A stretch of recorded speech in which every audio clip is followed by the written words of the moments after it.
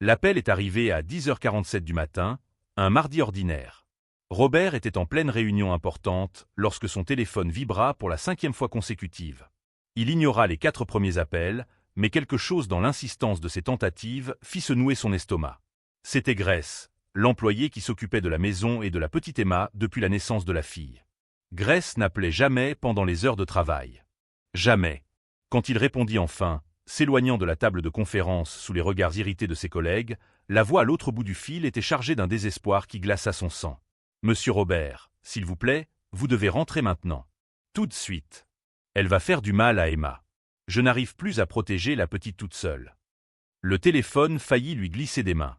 Grace pleurait, quelque chose qu'il n'avait jamais vu en 15 ans qu'elle travaillait pour la famille.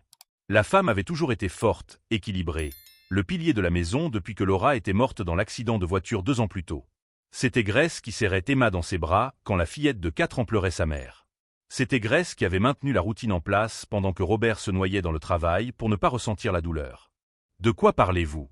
Qui veut faire du mal à ma fille? »« Véronica, monsieur. S'il vous plaît, croyez-moi cette fois. Je sais que vous n'avez pas voulu m'écouter avant, mais maintenant c'est pire. Bien pire. Emma ne mange presque plus depuis 3 jours. Elle a peur de sortir de sa chambre. Hier, j'ai trouvé sa poupée préférée détruite dans la poubelle, toute découpée. Et ce matin... » La voix de Grace s'interrompit, étranglée par les sanglots. « Ce matin, j'ai vu des hématomes sur son bras. Des marques de doigts, monsieur Robert. Des marques de doigts d'adulte sur le bras d'un enfant de 6 ans. » Robert sentit le sol vaciller sous ses pieds. Véronica, sa petite amie depuis 8 mois. La femme qui avait ramené de la lumière dans cette maison sombre. L'avocate brillante, élégante, qui savait exactement quoi dire pour lui faire croire qu'il pouvait peut-être être heureux à nouveau. La femme qu'Emma avait d'abord adorée, qui jouait avec elle, qui lui lisait des histoires pour dormir. Ou du moins, c'était ce qu'il voyait quand il était à la maison, ce qui arrivait de moins en moins souvent ces dernières semaines. « Grace, vous exagérez. Emma a dû se blesser en jouant. Les enfants tombent, se cognent. Je connais la différence entre un accident et ce que je vois, monsieur. J'ai travaillé avec des enfants toute ma vie. Et je sais quand une enfant est terrorisée dans sa propre maison. » Il y avait maintenant dans la voix de Grace une fermeté, une détermination qui transperçait sa dénégation. Mais accepter ce qu'elle disait reviendrait à admettre quelque chose d'horrible. À admettre qu'il avait échoué Emma. Encore une fois. Je vais parler à Véronica quand je rentrerai ce soir. Non. Vous ne comprenez pas. Il faut que ce soit maintenant. Elle a changé le code de la chambre d'Emma. Elle a enfermé la petite là-dedans il y a 1 heure en disant qu'elle était punie pour avoir menti sur le fait d'avoir faim. J'ai entendu Emma pleurer, supplier pour sortir. Quand j'ai essayé d'intervenir, Véronica m'a dit de rester à ma place et que si j'appelais encore, elle me virerait sur le champ. La poitrine de Robert se serra. Une partie de lui voulait encore croire qu'il s'agissait d'un malentendu. Véronica pouvait être ferme, oui, mais c'était par souci d'éducation, de limite. Elle l'avait expliqué à plusieurs reprises. Emma devenait capricieuse, trop gâtée après la perte de sa mère. Elle avait besoin de discipline, d'une structure. Véronica l'avait dit, et il avait acquiescé. Cela paraissait logique. Mais des marques de doigts? Enfermer une enfant dans sa chambre? Détruire ses affaires? Je ne peux pas partir maintenant, Grace. Je suis en train de finaliser un contrat de plusieurs millions. Si je quitte la réunion en plein milieu. Alors vous êtes en train de me dire qu'un contrat vaut plus que la sécurité de votre fille. La question trancha comme une lame. Robert ferma les yeux, pressant ses doigts contre ses tempes. Quand est-ce que tout était devenu si compliqué? Quand être un père absent était-il devenu sa nouvelle normalité? Je vais lui parler. Je vais l'appeler maintenant et... Appeler ne servira à rien. Vous devez voir de vos propres yeux. Vous devez voir ce qui se passe quand vous n'êtes pas là. Parce que je vous jure, monsieur Robert, si vous ne venez pas maintenant, j'appelle la police. J'appelle les services de protection de l'enfance. Je ferai ce qu'il faut pour éloigner cette femme d'Emma. C'était une menace. Grace le menaçait. La femme qui avait toujours été loyale, discrète, qui n'avait jamais remis en question ses décisions, le défiait maintenant. La colère bouillonna dans sa poitrine, mais avec elle vint quelque chose de plus lourd. La peur. La peur que Grace ait raison. La peur d'avoir été aveugle. La peur que, dans sa tentative désespérée de reconstruire une apparence de normalité, il ait exposé sa fille à un danger qu'il aurait dû voir. « Donnez-moi 20 minutes, dit-il d'une voix rauque. Je rentre tout de suite. Merci, monsieur. Merci. Je vais rester devant sa porte. Je ne laisserai rien arriver jusqu'à votre arrivée. Robert raccrocha et retourna dans la salle de réunion, marmonnant une excuse vague au sujet d'une urgence familiale.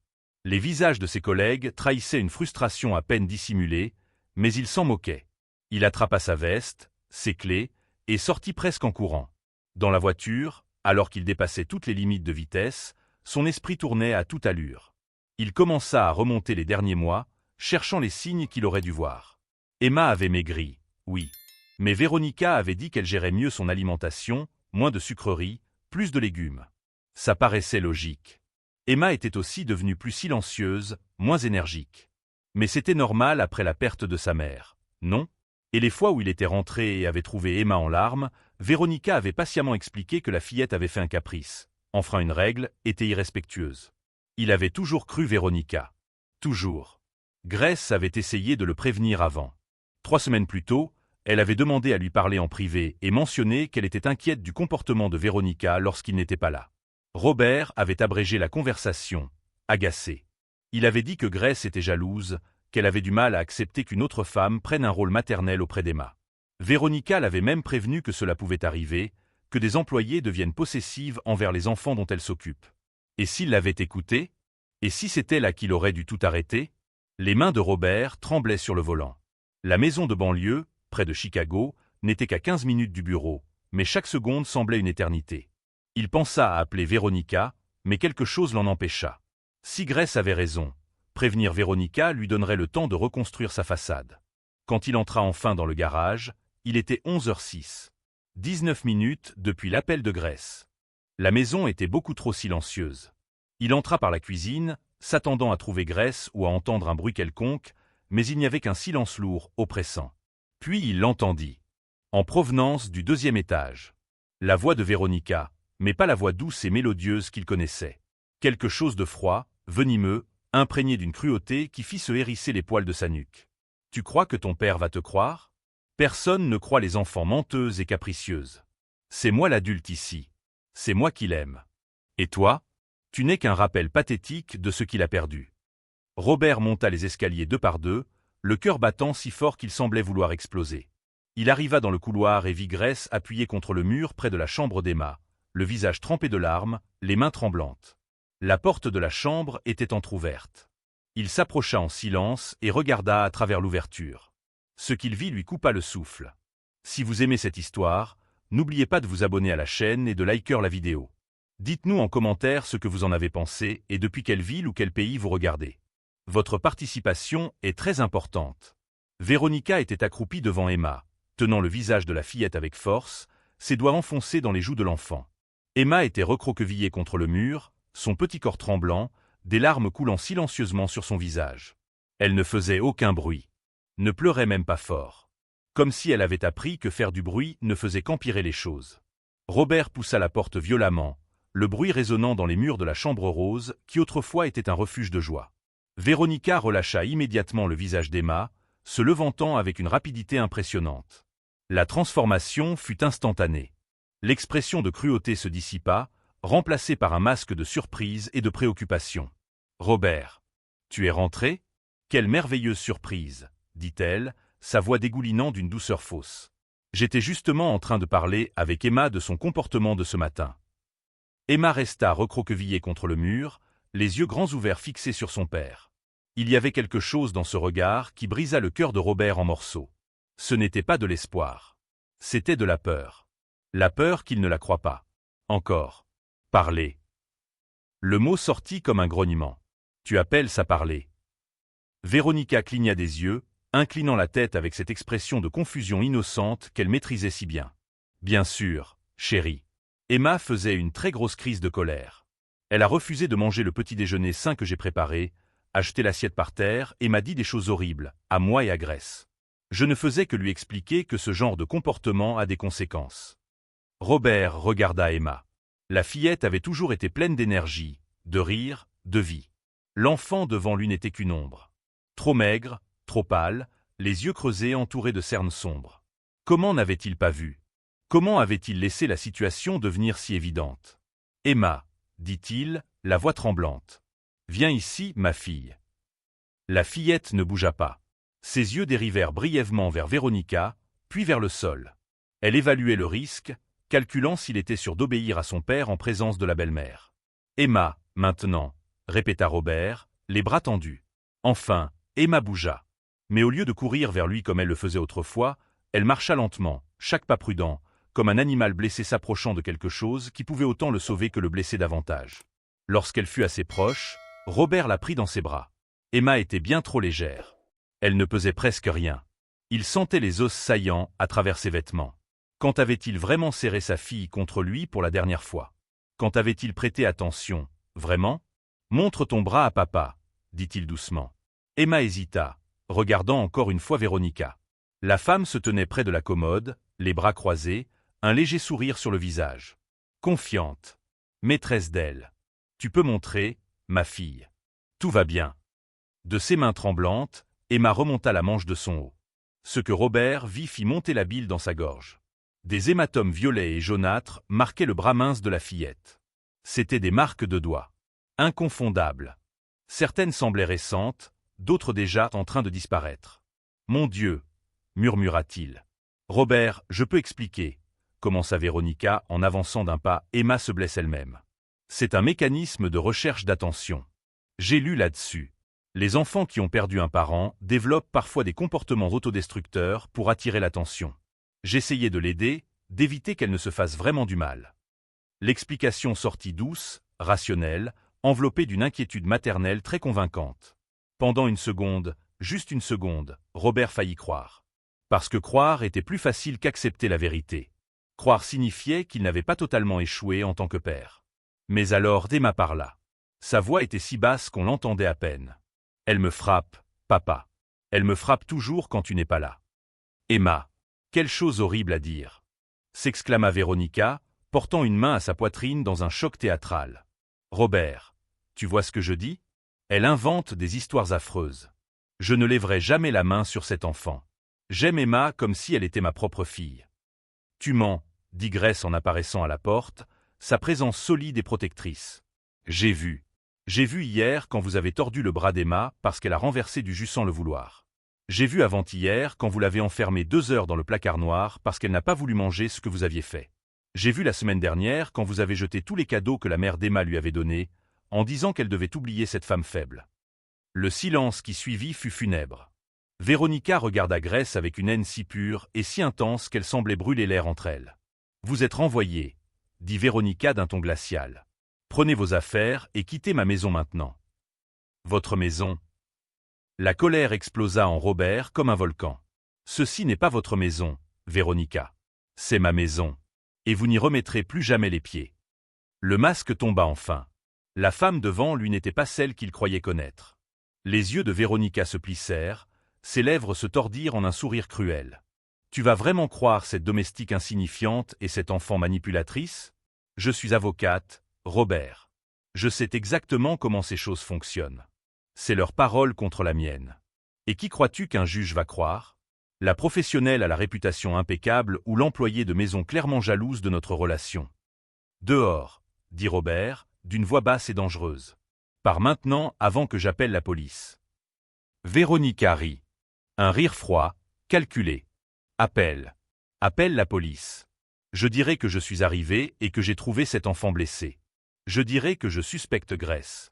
Après tout, c'est elle qui passe le plus de temps seule avec Emma. Qui crois-tu qu'ils vont enquêter en premier?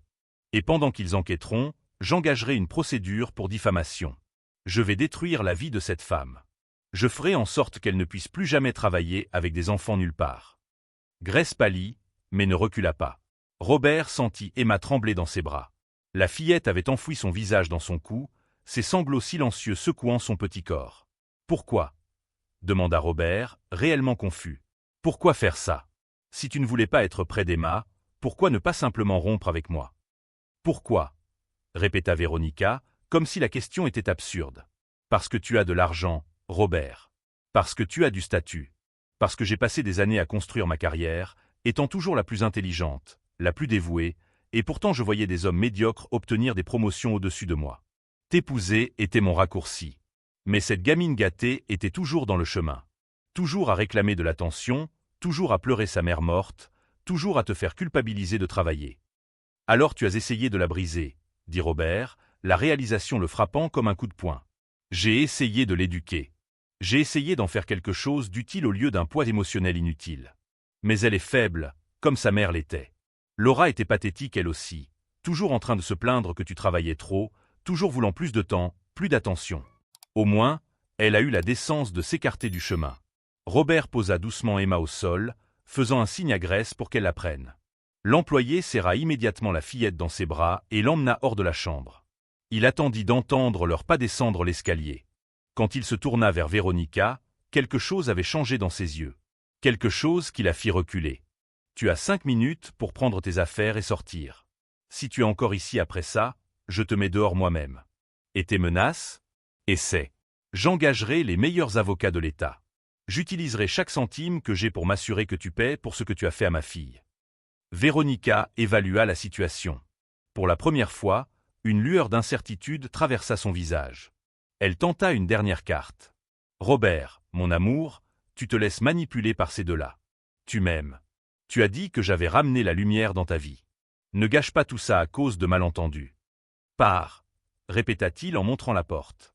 Maintenant. Voyant qu'elle avait perdu, Véronica attrapa son sac et marcha vers la sortie.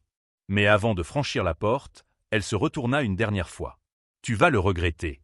Quand tu seras de nouveau seul, noyé dans le travail et la culpabilité, quand cet enfant grandira et te reprochera de ne pas avoir été le père dont elle avait besoin, tu te souviendras de moi. Tu te souviendras que j'étais la seule prête à rester. Elle sortit, le bruit de ses talons résonnant dans l'escalier, suivi par la porte qui claqua. Robert resta immobile dans la chambre vide pendant de longues minutes après le départ de Véronica, les jambes tremblant tellement qu'il dut s'appuyer contre la commode. La réalité de ce qui s'était passé, de ce qu'il avait permis de se produire, s'abattit sur lui avec une force écrasante. Sa fille avait été torturée, abusée, détruite psychologiquement. Et il ne l'avait pas vue. Pire encore, il avait choisi de ne pas voir. Lorsqu'il descendit enfin les escaliers, il trouva Emma assise sur le canapé du salon, blottie contre Grace. L'employé fredonnait doucement une berceuse, la berçant délicatement comme elle le faisait quand Emma était bébé. La fillette était silencieuse maintenant, les yeux vitreux fixés sur un point lointain. Robert s'approcha lentement, chaque pas alourdi par la culpabilité. Il ne savait pas quoi dire. Désolé. Semblait bien trop insignifiant face à l'ampleur de ce qu'il avait fait. Comment pouvait-on s'excuser d'avoir trahi la confiance d'un enfant de manière aussi totale? Emma, commença-t-il, la voix rauque. Ma fille, je... La fillette se recroquevilla contre Grace, tournant le visage loin de lui. Le rejet fit plus mal que n'importe quel coup. Il le méritait. Il méritait bien pire. Grace le regarda avec une expression mêlant compassion et déception. Elle ne dit rien, mais n'en avait pas besoin. Ses yeux disaient tout. Je t'avais prévenu. J'ai essayé de te le dire. Et tu n'as pas voulu écouter. Grace, je ne sais même pas par où commencer pour demander pardon. À toi et à elle. J'ai échoué comme père. J'ai échoué comme homme. J'ai été aveugle, arrogant, stupide. Monsieur Robert, l'interrompit doucement Grace. Ce n'est pas le moment de vous flageller. C'est le moment d'agir. Emma a besoin d'aide professionnelle. Elle a besoin d'un médecin, d'un psychologue. Et vous devez décider si vous êtes vraiment prêt à être présent, cette fois. Il hocha la tête, avalant le nœud dans sa gorge. Grace avait raison. Les lamentations pouvaient attendre. Emma, non. Je vais appeler son pédiatre immédiatement. Et je vais chercher le meilleur thérapeute pour enfants de Chicago. L'argent n'est pas un problème. L'argent n'a jamais été le problème, monsieur, dit Grace, avec une fermeté qu'il avait rarement entendue chez elle. Le problème, c'est le temps. La présence. C'est choisir d'être ici plutôt que dans une réunion de plus, un contrat de plus, une négociation de plus. Les mots le transpercèrent, parce qu'ils étaient vrais. Robert s'était convaincu que travailler jusqu'à l'épuisement était sa manière de prendre soin de sa fille. Assurer financièrement, garantir son avenir, construire un empire qu'elle hériterait un jour. Mais Emma n'avait pas besoin d'un empire. Elle avait besoin d'un père. « Je vais changer, » dit-il. « Je te le promets. » Ne me le promets pas à moi. Promets-le à elle. Et tiens ta promesse. Robert passa le reste de l'après-midi à passer des appels. D'abord au pédiatre, le docteur Harrison, un homme de 60 ans qui suivait Emma depuis sa naissance. Quand Robert expliqua la situation, il entendit un long soupir à l'autre bout du fil. « J'avais des inquiétudes », admit le docteur Harrison. Lors de la dernière consultation, il y a 3 semaines, j'ai remarqué qu'Emma était en sous-poids. Elle était aussi plus silencieuse, moins réactive. J'ai essayé de parler à votre petite amie, puisque c'est elle qui avait amené la fillette, mais elle m'a assuré que tout allait bien. Elle a dit que c'était juste une phase d'adaptation. Un signe de plus ignoré. Une personne de plus qui avait essayé de signaler que quelque chose n'allait pas. Pouvez-vous venir chez moi aujourd'hui? J'ai besoin que vous l'examiniez complètement. J'ai besoin de documentation. Je serai là dans 1 heure. Le prochain appel fut pour Catherine Mills, une psychologue pour enfants spécialisée dans les traumatismes, avec un cabinet au centre de Chicago.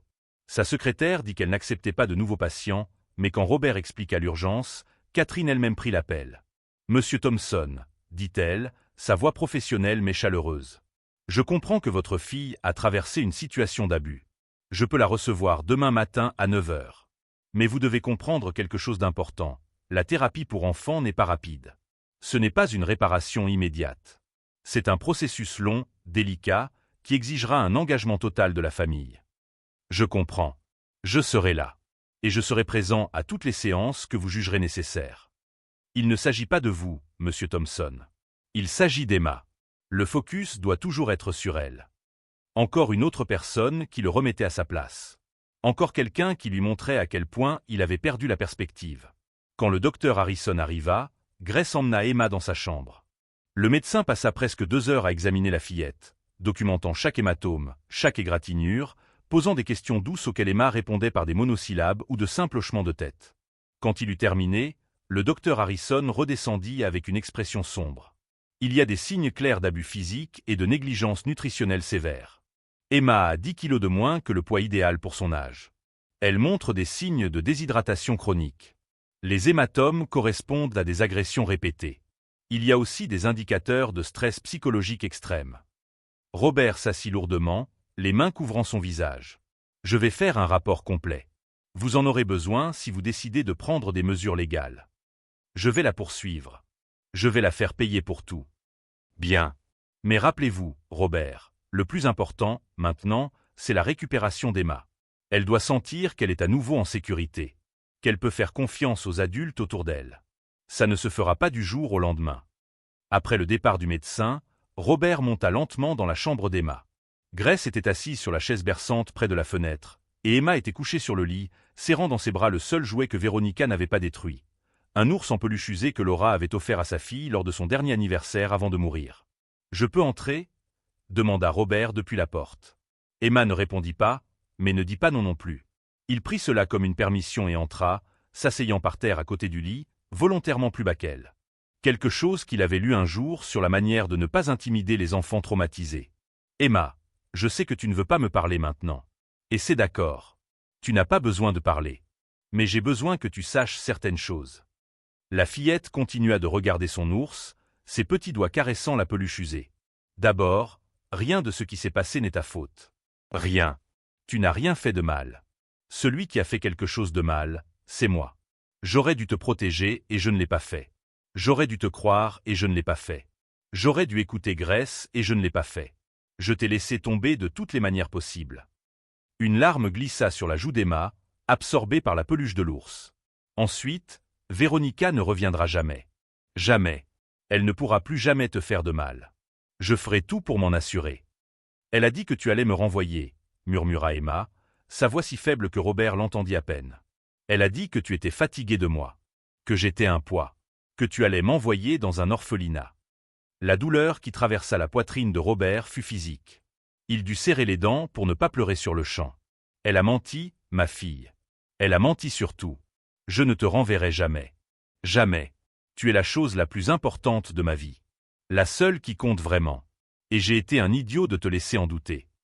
Tu as dit que j'étais gâté, poursuivit Emma, toujours sans le regarder. Tu as dit que Véronica avait raison, que j'avais besoin de discipline. Chaque mot était une accusation juste. Chaque souvenir un témoignage de ses échecs. Je sais. Et j'avais tort. Complètement tort. Tu n'étais pas gâté. Tu avais peur. Tu demandais de l'aide comme tu pouvais. Et je n'ai pas vu. Je n'ai pas voulu voir. Grace se leva silencieusement et sortit de la chambre, leur laissant de l'intimité. Robert resta là, assis par terre à côté du lit, observant sa fille serrer l'ours comme s'il était la seule chose solide dans un monde qui s'était effondré. « Emma, je vais te faire une promesse. Et cette fois, je vais la tenir. Je serai ici. Chaque jour. Je t'emmènerai à l'école, je viendrai te chercher. Je dînerai avec toi tous les soirs. Je te lirai des histoires avant de dormir. Je serai présent. Vraiment. Et si tu changes d'avis ?»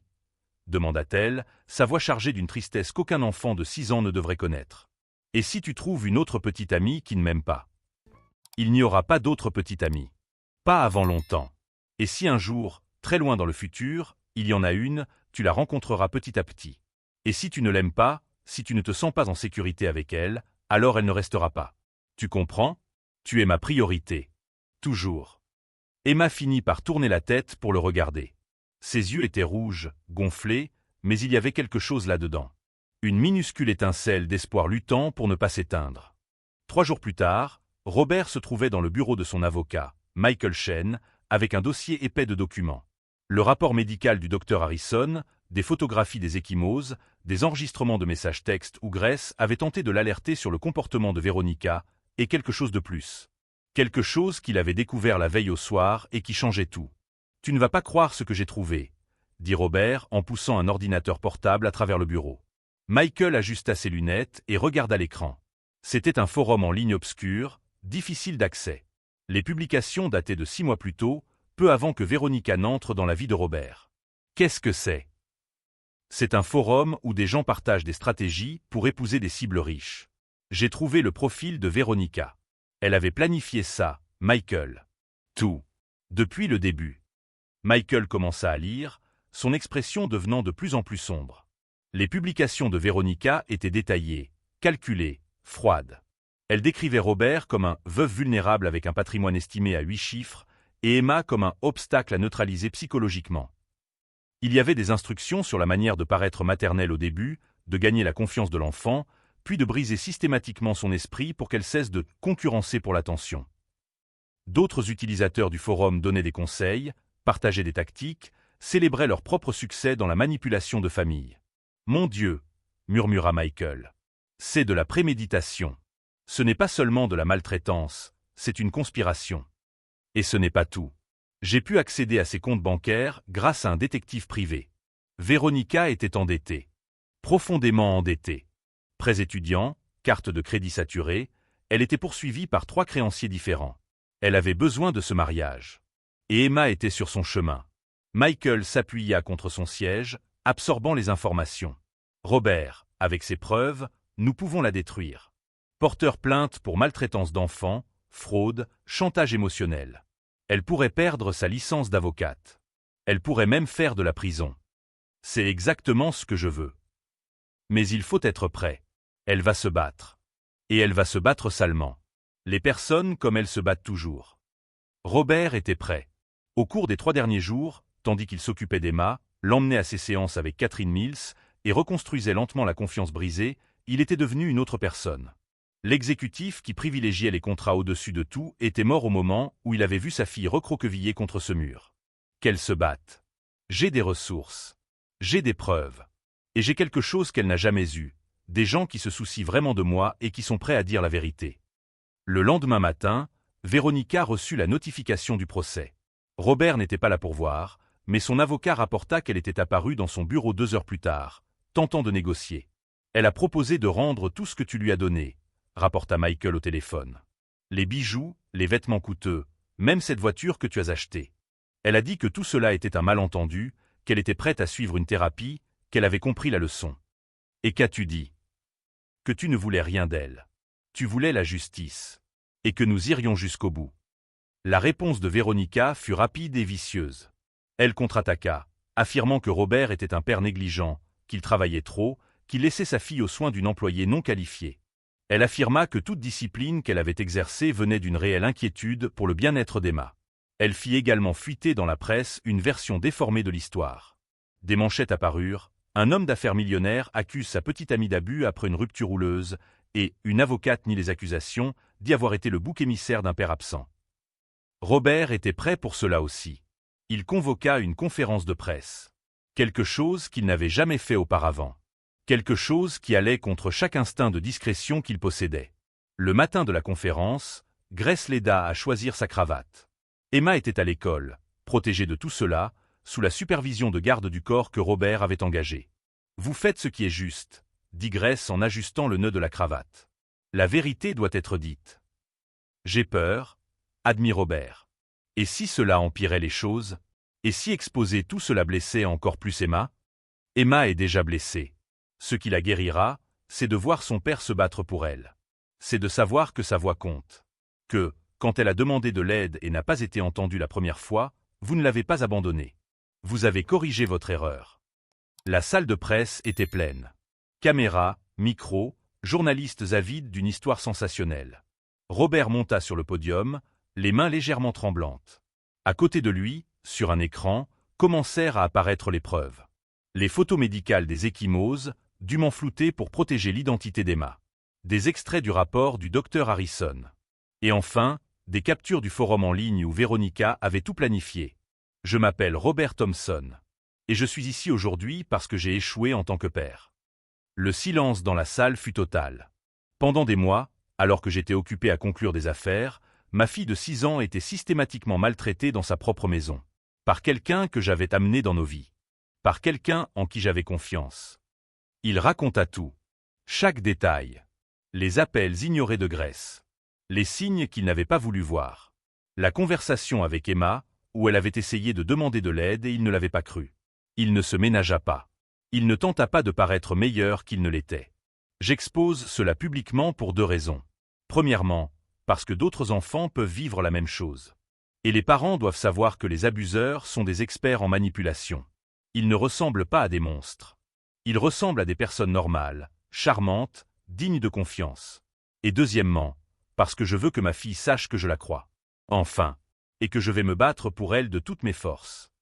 Lorsque les questions commencèrent, elles furent brutales. Les journalistes lui demandèrent pourquoi il avait mis autant de temps à agir. Pourquoi il n'avait pas écouté Grace dès le début. S'il se considérait complice de la maltraitance par négligence. « Oui », répondit Robert à cette dernière question, la voix ferme. « J'ai été complice. Par omission, par arrogance, par pure cécité. Et je porterai cette culpabilité toute ma vie. Mais maintenant, j'utilise mes privilèges, mes ressources, ma plateforme pour garantir que Véronica réponde de ses crimes. Et pour encourager d'autres parents à écouter. À réellement écouter quand quelque chose ne va pas. » La conférence se termina dans un silence lourd. Mais quand Robert vérifia son téléphone ensuite, il y avait des centaines de messages. De parents le remerciant d'avoir parlé ouvertement. De survivants de maltraitance infantile disant qu'ils s'étaient sentis vus. D'organisations de protection de l'enfance offrant leur soutien. Et il y avait un message d'un numéro inconnu. Quand il l'ouvrit, son sang se glaça. Il venait d'une femme nommée Jennifer. Elle disait avoir été mariée au frère de Véronica il y a des années. Elle disait que Véronica avait fait la même chose à son fils, un garçon de 8 ans. Qu'elle avait essayé de dénoncer à l'époque, mais que Véronica avait utilisé ses contacts juridiques pour faire disparaître les accusations. Sa famille n'avait pas eu les moyens de lutter. « J'ai des preuves gardées », disait le message. Des journaux, des enregistrements. J'attendais le jour où quelqu'un ayant assez de pouvoir accepterait de l'affronter. S'il vous plaît, laissez-moi vous aider. Robert transmit immédiatement le message à Michael. Cela changeait tout. Ce n'était pas un cas isolé. C'était un schéma. Véronica avait déjà fait cela auparavant. Et ferait probablement encore si elle n'était pas arrêtée. Au tribunal, des semaines plus tard, lorsque Jennifer témoigna de ce que Véronica avait fait à son fils, lorsqu'elle présenta les preuves qu'elle avait conservées pendant des années en attendant la justice, lorsque d'autres victimes commencèrent à se manifester, encouragées par l'exposition publique de l'affaire, la défense de Véronica s'effondra. La juge, une femme sévère d'une 60aine d'années, regarda Véronica avec une expression de profond mépris. En 30 ans de carrière, j'ai rarement vu un cas de maltraitance aussi calculé, aussi prémédité, aussi dépourvu de remords. Vous avez utilisé votre éducation, votre position, votre intelligence non pas pour aider, mais pour détruire des enfants vulnérables. Vous êtes un danger pour la société. La sentence fut sévère. 5 ans de prison. Perte définitive de sa licence d'avocate. Ordonnance restrictive à vie lui interdisant tout contact avec des mineurs. Et une indemnisation substantielle déposée dans un fonds pour les victimes. Quand la sentence fut lue, Véronica montra enfin de l'émotion. Mais ce n'était pas du remords. C'était de la rage. Une rage pure d'avoir été prise, d'avoir perdu, de voir son plan parfait démantelé. 6 mois après le procès, Robert était assis sur un banc du parc Lincoln, observant Emma jouer sur le toboggan. C'était un samedi matin ensoleillé, et pour la première fois depuis longtemps, il n'avait pas pensé au travail une seule fois depuis son réveil. Emma descendit du toboggan en riant, ses cheveux foncés flottant au vent. Elle avait repris du poids, ses joues étaient de nouveau roses, et ce regard vide avait été remplacé par des étincelles de joie véritable. Pas tous les jours. Il y avait encore des cauchemars. Il y avait encore des moments où elle restait paralysée par des déclencheurs inattendus. Mais elle s'améliorait. Lentement, douloureusement, mais visiblement. Grace était assise à côté de Robert, en train de tricoter une écharpe pour Emma.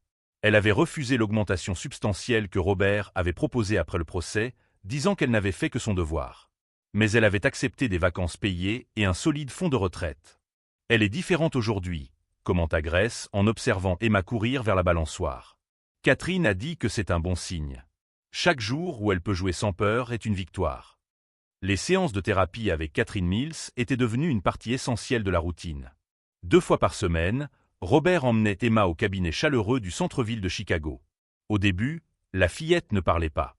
Elle dessinait seulement. Des dessins sombres, violents, qui brisaient le cœur de Robert. Des maisons en feu. Des silhouettes sans visage. Des enfants seuls dans des espaces vides. Mais peu à peu, les dessins changèrent. Des couleurs commencèrent à apparaître. Des animaux. Des fleurs. Et enfin, il y a 3 semaines, Emma dessina quelque chose qui fit sourire Catherine. Une famille.